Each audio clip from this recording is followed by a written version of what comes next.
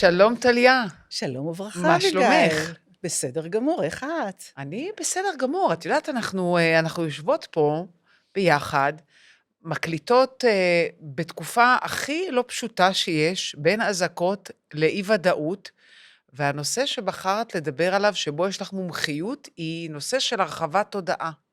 נכון מאוד. אני בחרתי דווקא את תקופת המלחמה כדי להתעמק בנושא של רחבת התודעה. בטח תשאלי אותי למה. ברור.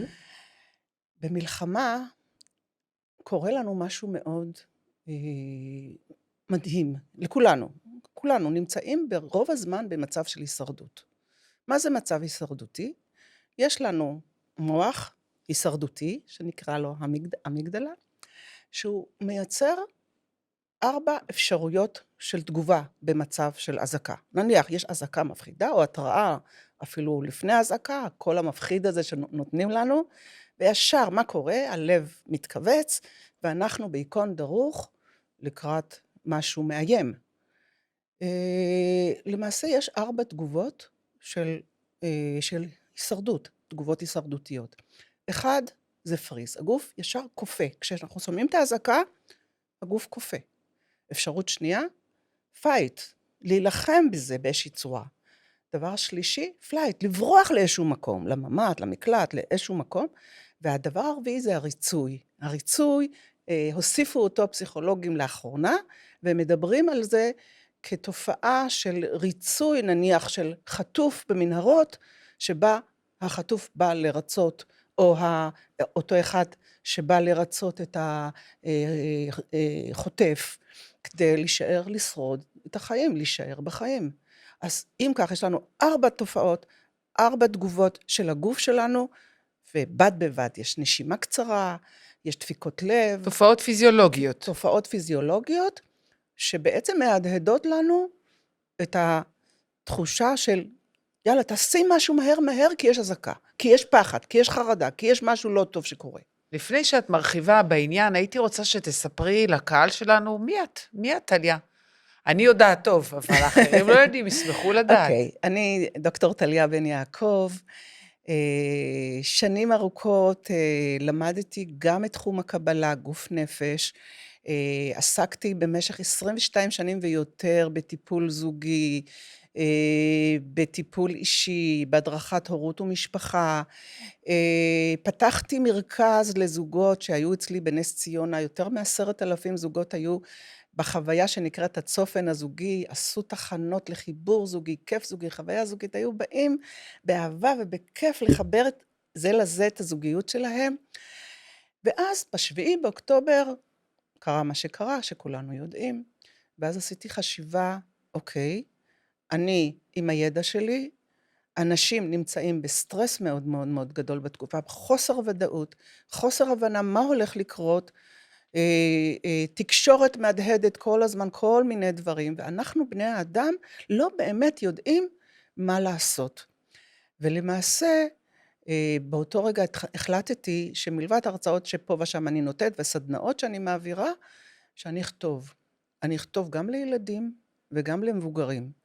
אלה כל הספרים שלך, מה שנמצא פה, אלה נכון? הספרים שהבאתי. את תציגי אותם בהמשך. אני אציג אותם באמת בהמשך, אולי בפודקאסט הבא, אבל למעשה מה שעשיתי, החלטתי לתת כלים גם לילדים, גם למבוגרים, איך מרחיבים תודעה, איך לא נשארים באזור של צמצום תודעה. אז כדי שנבין, הייתי שמחה אם תתחילי להסביר לנו את עולם המושגים שאת מדברת עליו. הראשון שבהם, מהי תודעה מצומצמת? אוקיי. כפי שקודם אמרתי, תודעה מצומצמת, שם אין בחירה. המוח לא בוחר. שם המוח הקטן, המגדלה, מכניס אותנו למצב של הישרדות. כל כפתורי ההישרדות מתחילים לעבוד, שזה אומר פחד, חרדה, רצון לברוח, רצון להימלט, רצון קיפאון וכן הלאה וכן הלאה. זה מצב שבו המוח המדמה, ככה הרמב"ם קורא לו, אגב אנחנו נתייחס לרמב"ם אחר כך, לא עובד. לא עובד, הבחירה החופשית לא עובדת. הגוף נמצא במצב הישרדותי ורוצה להציל את עצמו. אני מכירה את זה מהעולם שלי, מעולם הרפואה, כן. בקטע של המערכות הפיזיולוגיות, איך הן, מה יש לך סערה להגיד? רגשית, הדופק שעולה, נכון. נשימה מהירה ומואצת, לגמרי. הזעה. יפה. אז כל הדברים האלה קורים בשעה של מוח עם תודעה מאוד מאוד מצומצמת. כולם חווים את זה? האמת היא שכל בני האדם חווים מעברים בין צמצום תודעתי להרחבת התודעה. יש כאלה שהם יותר במקום של הרחבת תודעה, וזה הראוי והרצוי והנכון, ואפשר להתאמן להיות שם, אבל יש כאלה שאין להם את הכלים, הם לא יודעים פשוט לחיות בהרחבת התודעה. אני יכולה לספר לך על מטופלת שהייתה אצלי, שהיה לה סכרת מאוד גבוהה, כולסטרול, ילדה בת 27 בסך הכל, סכרת מאוד גבוהה, כולסטרול מאוד גבוה, פחדים מפה ועד להודעה חדשה, היא אף פעם לא ידעה להבין מה קורה איתה, אפילו כשהייתה מגיעה לטיפול, הייתה נכנסת לסטרס, לשיח שלה עם אמא שלה, הייתה נכנסת לסטרס. את מדברת איתי על מצב שבן אדם בעצם נמצא באיזשהו אזור של חולי, ולא מצליח סטרס- לתרגם את זה סטרס ולהתקדם ממושך. מתוך זה הלאה. לגמרי. להרחיב את התודעה, זה מה לגמרי. שאת אומרת. במצב כזה של סטרס ממושך, שהגוף אפילו לא מזהה, הוא ישר נכנס למקום שהמוח לא יודע לתרגם מה עובר עליי. אותה נערה, בת 27, לא עבדה, לא היה לה חבר, לא יצאה מהבית, הייתה בחרדה קיומית, ממש ממש ככה, והיא לא ידעה למה אפילו, לא ידעה להסביר למה. אז זה נקרא, זאת דוגמה קיצונית, אבל זאת דוגמה של סטרס מתמשך. לעומת זאת, יש לנו מצבים שבו מלחמה כיום, 5 פעמים ביום אזעקות מטהרן לפה, כל פעם שיש התראה, זה מכניס ללחץ. אז בן אדם, גם אם הוא נמצא בתודעה מאוד רחבה, עדיין יש את הקווץ' הקטן הזה, שהוא צריך לנשום לפני זה, להגיד, הכל בסדר, אני כאן, יש ממד, יש מקלט, אני אסתדר. אני רוצה לשאול אותך משהו, כי את מדברת עד עכשיו על מצבי סטרס, על מצבי דחק, מצבי קיצון, אזעקות, מחלה. האם יש מצבים מסוימים אחרים, או מצבים אחרים שמצמצמים את התודעה שלנו, שהם לא קשורים במצבים הישרדותיים? כן, בהחלט. אנחנו מושפעים כל הזמן מתקשורת. כל הזמן, מפרסומות, מתקשורת. אינסטגרם, טיק טוק, טלוויזיה, פייסבוק. כל הזמן ניזונים מהמון המון מידע. ונוח לנו ונכון לנו לשמוע מה קורה בעולם. יש מלחמות, אני רוצה לדעת מה קורה. לצורך הביטחון שלי. עכשיו, מה שקורה שאם אני יושבת ושומעת כל מיני פרשנויות, ואני מקבלת את זה כאמת לאמיתה, ואותן פרשנויות באות ומהדהדות דמורליזציה, מפחידות אותנו, לא ניצחנו, המלחמה הזאת הייתה מיותרת, וכו' וכו', בן אדם בעצם מצמצם את התודעה שלו.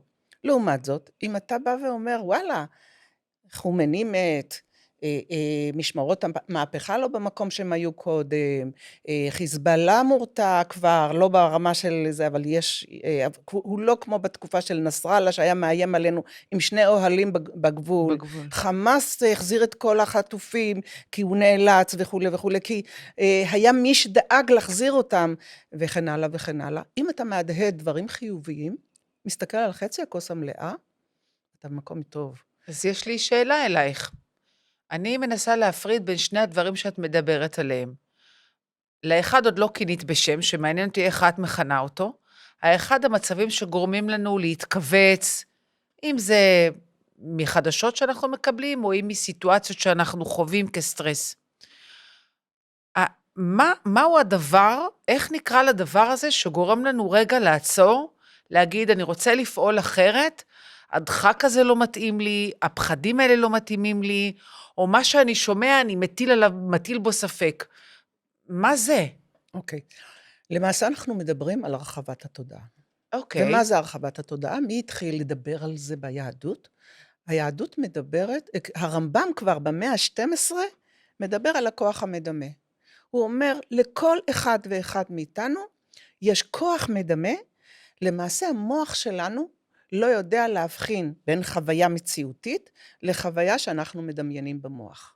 אוקיי. הוא לא יודע להבחין ביניהם.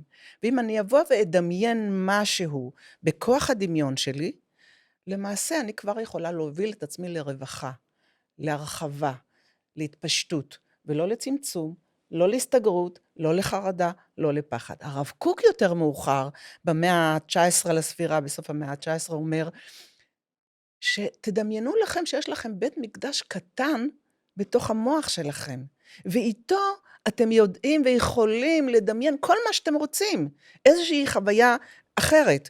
תחשבי על היהודי הגלותי. יהודי 2000 שנה היה בגלות, לא בבית שלו, לא בארץ שרצתה אותו.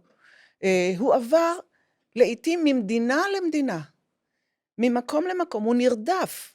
לעתים רצחו אותו, לפעמים העלילו עליו עלילות דם וכן הלאה וכן הלאה. תחשבי, מה קורה לתודעה של אדם כזה? של שנים על גבי שנים, שהוא נמצא לא במקום שהוא שייך, אין שם שייכות.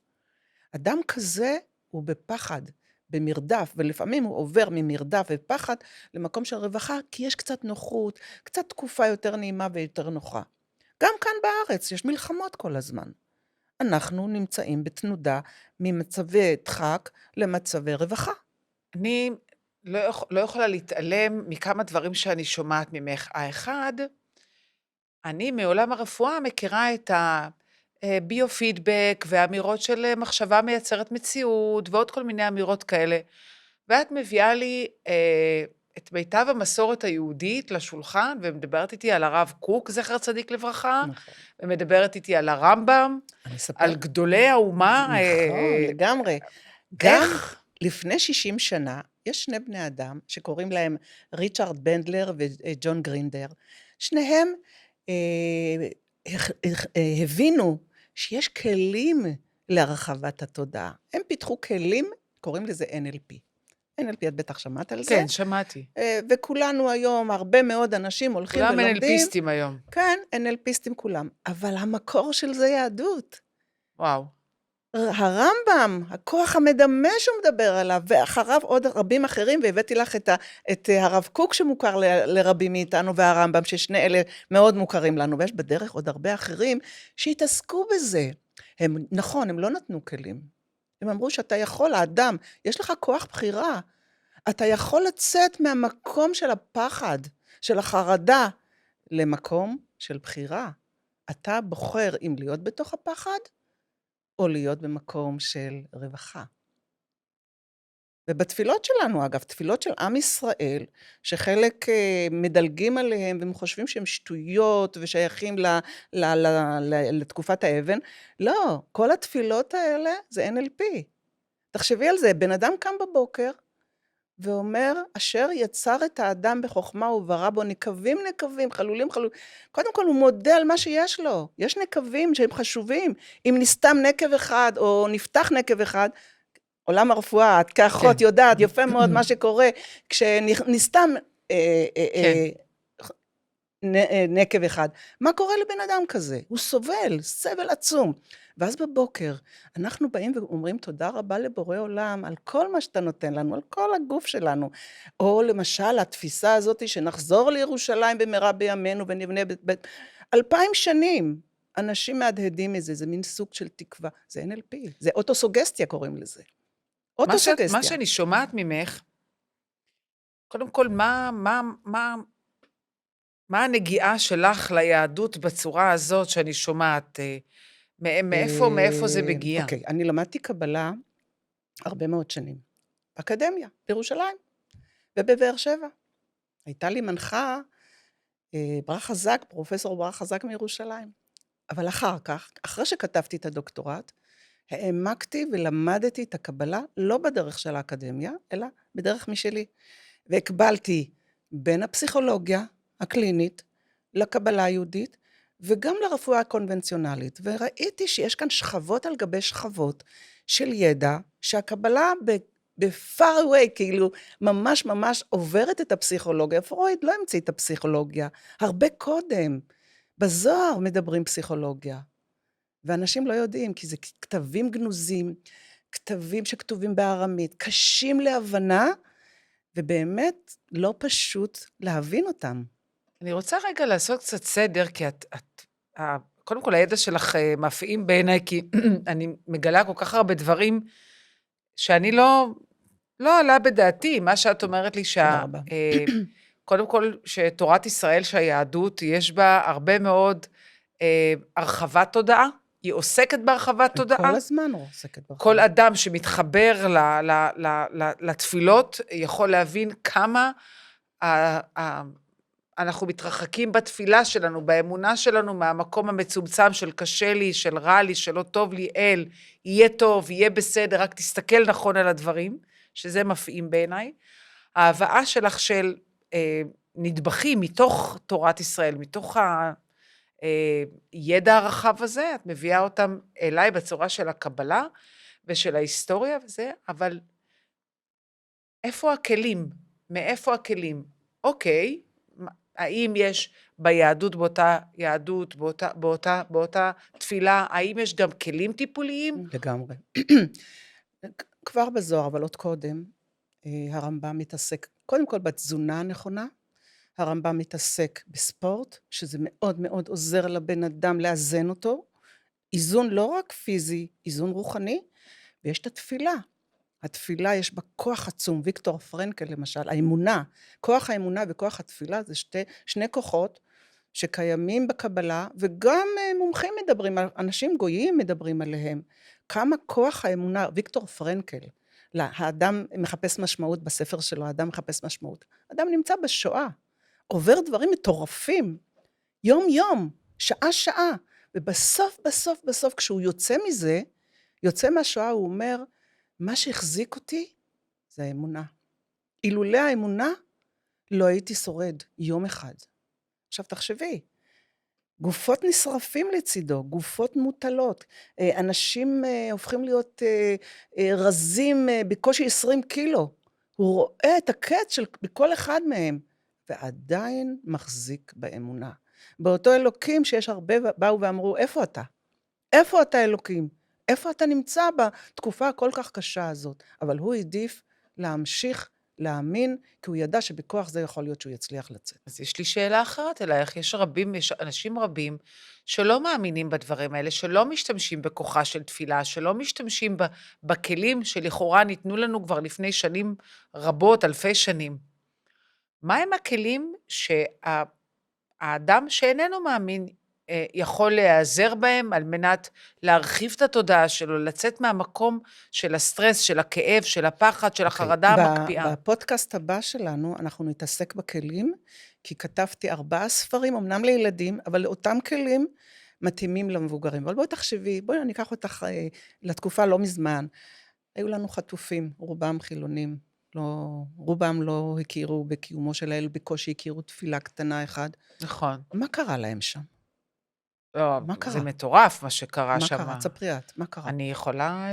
אני יכולה להגיד, אני ראיתי את אנשים שקיבלו מעט יין וטרחו לעשות עליו קידוש, אנשים שרעבו אבל לא הסכימו לאכול פיתות בפסח, אנשים הולכת לשביעי באוקטובר, שדפקו על דלתות ואנשים פחדו לפתוח עד שלא שמעו, שמע ישראל, אדוני אלוהינו אדוני אחד. פתאום מזדקק הרגע הזה, של אנחנו שייכים לדת הזאת, ליהדות הזאת, הרגעים המאוד זקים האלה, של יש לי מישהו למעלה שמשגיח עליי, לא סתם אני פה, יש לי משמעות, אני לא סתם פה, כל אחד ואחד מאיתנו, אגב, יש לו סיבה שהוא כאן.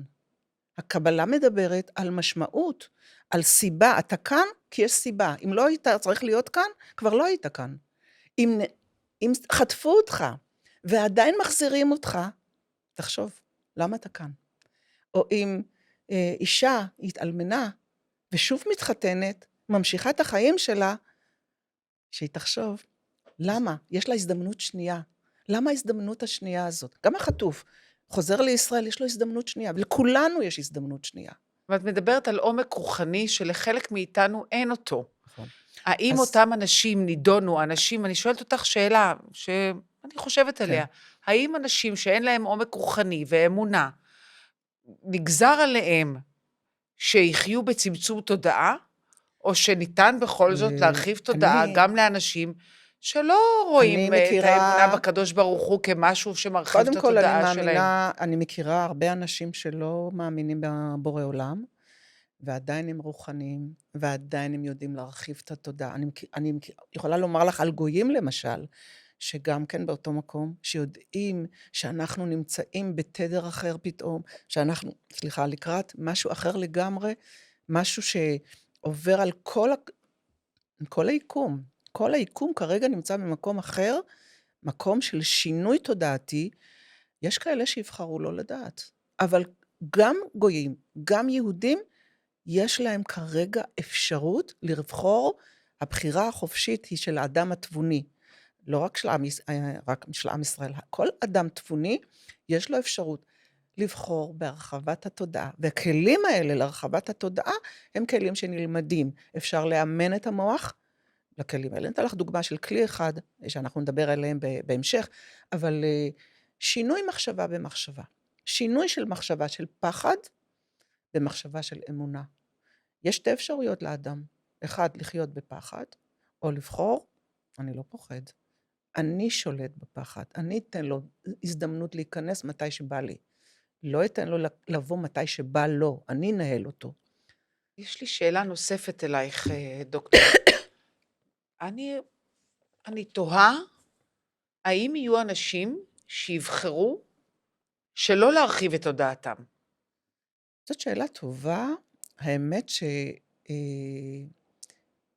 לנו במציאות אנשים כאלה, שמתעקשים להישאר עם תודעה מתכווצת, כי נוח להם, כי מרוויחים משהו. את יודעת, מטופלים שמגיעים אליי, אתן לך דוגמה, מגיעה אליי אישה, 3 פעמים היא מתחתנת עם גבר אלים שמכה אותה. פעם ראשונה היא נשואה לגבר אלים, מתגרשת. פעם שנייה גם אלימות איומה ומתגרשת. פעם שלישית שוב. שאלה ראשונה, מה גורם למוח שלה לחזור על אותה טעות פעם אחר פעם אחר פעם אחר פעם? והאם היא מרוויחה שם משהו? יכול להיות שהיא מרוויחה בזה משהו? זאת שאלה שאגב אני שאלתי אותה, את האישה הזאת הייתה אצלי, ואחר כך עשינו תהליך מאוד עמוק של בירור פנימי, למה פעם אחר פעם היא הולכת למערכות יחסים אלימות? זאת שאלה טובה. במילים אחרות, כן, יש אנשים שמעדיפים להיות הקורבן. שזה אזור הנוחות שלהם להישאר בצמצום התודעה? כן. יש אנשים שמעדיפים להישאר באזור הנוחות, באזור הנוחות שלהם במקרה זה תפיסת הקורבנות. אני הקורבן, אני המסכן, אני לא יודע לשנות, אני לא רוצה לשנות, אני לא יודע לבחור. אני קורבן, כן, בהחלט. יש פה, אני לא יכולה להתעלם, קודם כל ספרי הילדים פשוט קורצים לי, אני נורא אחר כך, אוהבת... בפודקאסט הבא. כן, כן, אבל אני תוהה אם בספרים האלה יש לך כלים, אם נגעת שם בכלים להרחבת התודעה לילדים. כן, בהחלט כן. נגעתי ב4 כלים. כלי אחד, זה איך משתמשים בדמיון המודרך. איך משתמשים בדמיון שיש לנו. הרי כפי שאמרתי קודם, הדמיון הזה יכול לשנות מציאות. אנחנו יכולים באמצעות הדמיון הזה לתכנן מציאות אפילו. אני אתן לך דוגמה. אני ובעלי רצינו לקנות דירה בנס ציונה, ואמרנו, אנחנו רוצים שזה יהיה במרכז, קומה שנייה, ככה וככה, בגודל כזה, במחיר כזה. תכננו. רשמתי לי מה אנחנו מתכננים, תוך שבוע מצאנו. אז מה קרה שם? אני דייקתי את זה למקום של, אני רוצה ככה וככה וככה וככה, וגם דיברנו על זה כמובן קודם. זה קרה, תוך שבוע. מדהים, נכון? וואו. לגמרי. אני פשוט תוהה אם זה גם עם הדברים האלה שאת... רגע, את מדברת על זה כלי אחד. זה כלי אחד, הדמיון זה כלי אחד. העוגן זה הכלי השני. עוגן זה משהו שקשור לרגש. זאת אומרת, זה יכול להיות למשל, אני יכולה לשים צמיד או שרשרת, והרגש המפעיל לצמיד, כשאני מותחת, זה שמחה, נניח. או שאני שומעת מוזיקה, אותו שיר כל הזמן, והשיר הזה סוג של עוגן. סוג של טריגר. הוא ישר מזכיר לי שמחה. אוקיי. או חברות, ידידות, אהבה. אני יכולה להשתמש בכל מיני, אפילו בדמיון שלי, לדמיין לעצמי איזשהו צבע מסוים, נניח צבע סגול, זה ריפוי. אני מדמיינת לי, כשאני רואה צבע סגול, ריפוי. או מספר, נניח אני רוצה מספר 4, מבחינתי שווה למשהו, להישגיות, לאושר, לפרנסה, כזה. אפשר לעשות את זה, ברגע שאנחנו עושים את זה, אנחנו שם. זה הכלי השני. זה הכלי השני. יש עוד כלים. יש לנו כלי, למשל, מעבר לעוגן, סוויץ'. מה זה סוויץ'? סוויץ' שיש לנו מחשבה שלילית. יש לנו הרי לפי המחקר, 8,600 מחשבות שליליות ביום. ויש כאלה שאומרים אפילו יותר. ספרו אותם. אבל אני לא בטוחה שזה אפשרי לספור, אבל חוקרים אומרים שספרו את זה. אבל יש כאלה שאומרים הרבה יותר מזה. הרבה יותר מזה. עכשיו, מתוך המחשבות העצומות האלה, רובם הן מחשבות טורדניות. מעט מאוד מחשבות חיוביות, כיפיות. יש מחשבות שליליות, מה הוא חושב עליי, מה הוא אמר, יש פרשנויות, זה אמר עליי ככה וככה, זה אומר ככה וככה. משמעו ככה וככה. וכו'. ובעצם, הסוויץ' הזה מלמד אותנו להחליף מחשבה במחשבה. מחשבה שלילית במחשבה חיובית. אגב, אני עושה את זה הרבה מאוד עם זוגות, שיש להם מחשבות מאוד שליליות לבני הזוג שלהם. היא עושה ככה, והוא עשה ככה, והוא עושה ככה. סוג של מחשבות שאנחנו מטעינים את עצמנו, שזה יכול לייצר חוויה שלילית מאוד מהבן זוג או מהבת זוג, אבל אם אני אחליט שאני משנה מחשבה במחשבה, אני חושבת רק חיובי עליו, הכל בסדר, פתאום הכל משתנה. היהדות אגב מדברת על הכוח של הפה, כמה כוח יש לפה, אם אני אוציא קללות, ויש אצל זוגות הרבה מאוד פעמים שמקללים, כל מיני קללות איומות ונוראות אחד את השני, לאן זה מוביל? לריחוק. לעומת זאת, אם יש את המילים הטובות, הזוגיות, גם כאן עשו מחקר, כמה מילים טובות אפשר לתת לבן אדם כדי להעצים אותו, וכמה ביקורת אפשר לתת לבן אדם כדי להפיל אותו.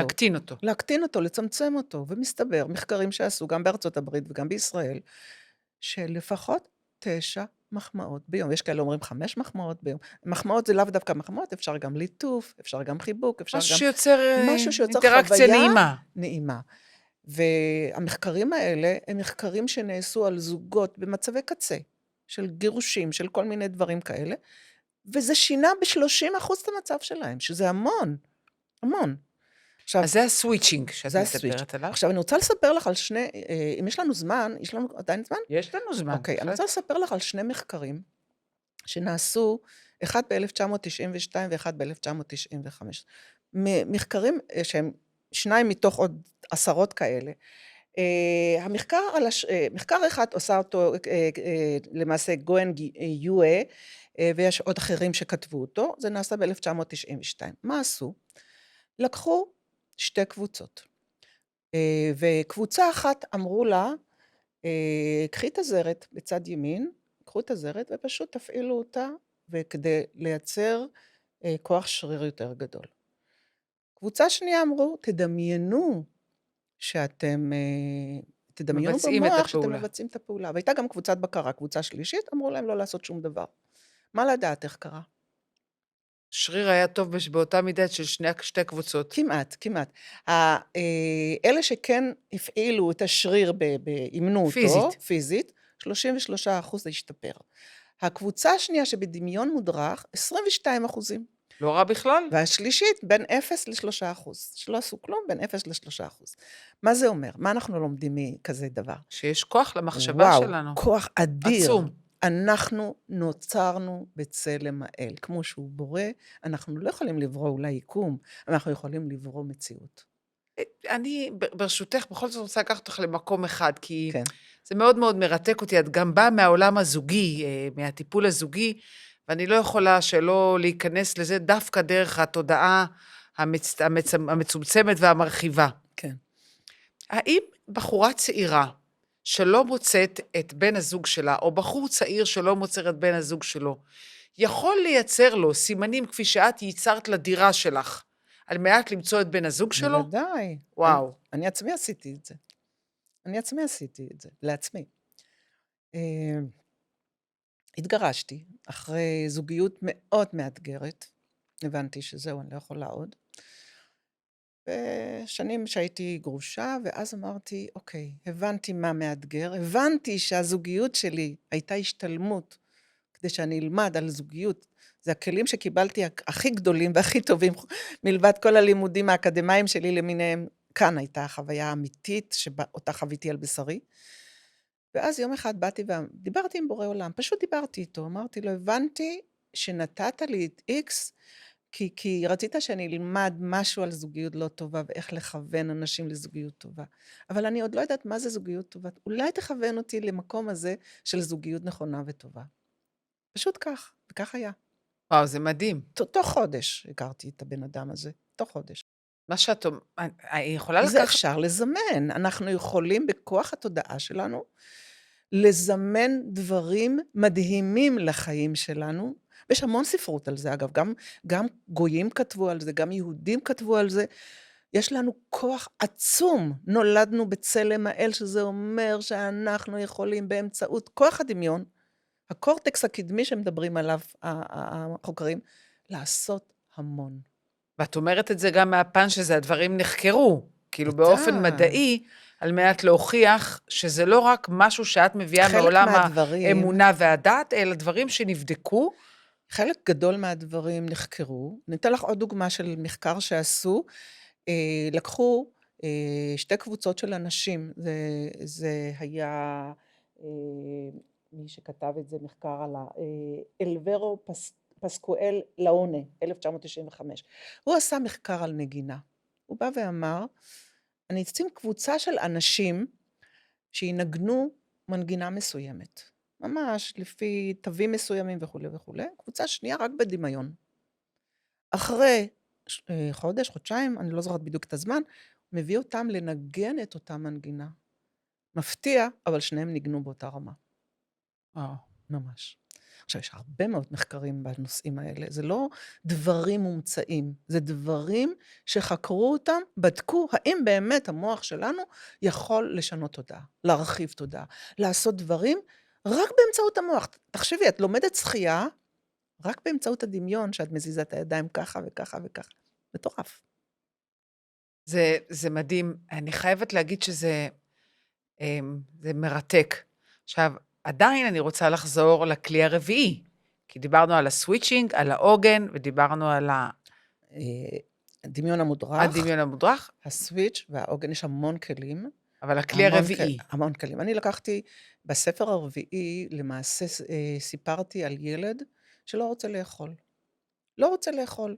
אני אדבר על זה בפודקאסט הבא, אבל אם אנחנו מכניסים בדמיון שלנו מפתחות, לפתוח שערים, זה כלי מטורף. עכשיו, אצל הילד נתתי לו 2 מפתחות. במקרה הנכד שלי, לא אוהב לאכול, לא אוהב לאכול. 2 מפתחות. מפתח כתום, להיות קשוב לבטן שלו, לטעום דברים חדשים, ומפתח כחול, לסגור את הבטן כשמדי, כשמספיק.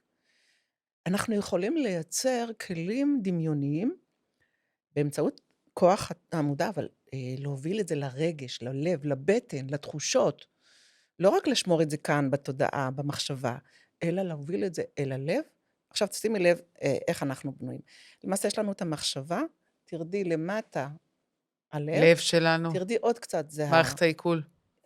כל התחושות ואיברי המין. זה 4 מרכזים שונים שבאמצעותם אנחנו יכולים, זה מרכזים ממשיים שאנחנו יכולים באמצעותם לייצר תודעה אצל האחר. למשל, אם את רואה 2 בני זוג, ואחת באה ואומרת, לא בא לי עליו כבר. לא בא לי עליו, אני לא יודעת, אני סולדת ממנו.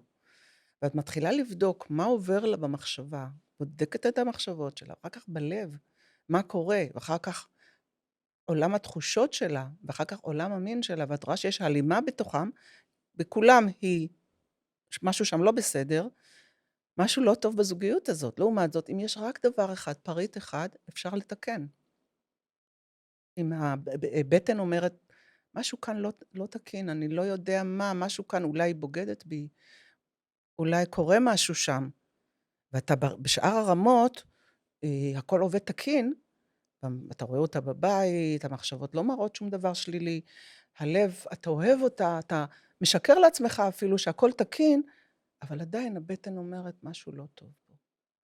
טליה, פודקאסט מרתק, אני חייבת להגיד. למדנו היום הרבה על הרחבת התודעה, על צמצום התודעה, על כלים שיש לנו, על האימון הרגשי שאנחנו יכולים לעשות על מנת להגיע לשם בכל תחומי החיים. פודקאסט מרתק, תודה. תודה רבה. בפודקאסט הבא אנחנו באמת נתעסק בספרים, ושם אנחנו נלמד על הכלים ממש לעומק, ואיך מלמדים ילדים את כל הנושא הזה שהוא מרתק למבוגרים, אבל ילדים עדיין לא נוגעים בו. תודה רבה. תודה רבה, תודה.